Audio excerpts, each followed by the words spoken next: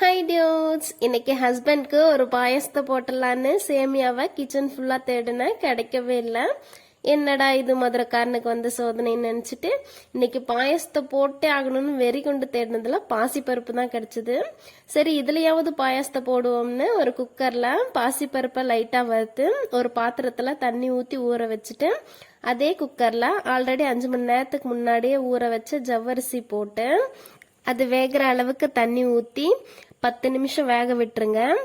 அப்புறம் ஊற வச்ச பாசிப்பருப்பு தேவையான அளவு தண்ணி ஊற்றி விசில் போட்டு குக்கரை மூடிட்டு 5 விசில் வந்ததுக்கு அப்புறம் அடுப்பை ஆஃப் பண்ணிட்டு விசில் அடங்குனதும் பருப்பு மத்த வச்சு நல்லா கடைஞ்சி எடுத்துக்கோங்க.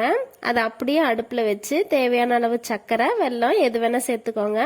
2 ஏலக்காயை தட்டி போட்டு ஒரு கொதி வந்ததும் இறக்குனா சிம்பிளான டேஸ்டான பாசிப்பருப்பு பாயாசம் ரெடி.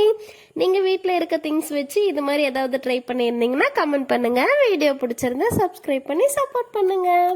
அவ்வளோதான்.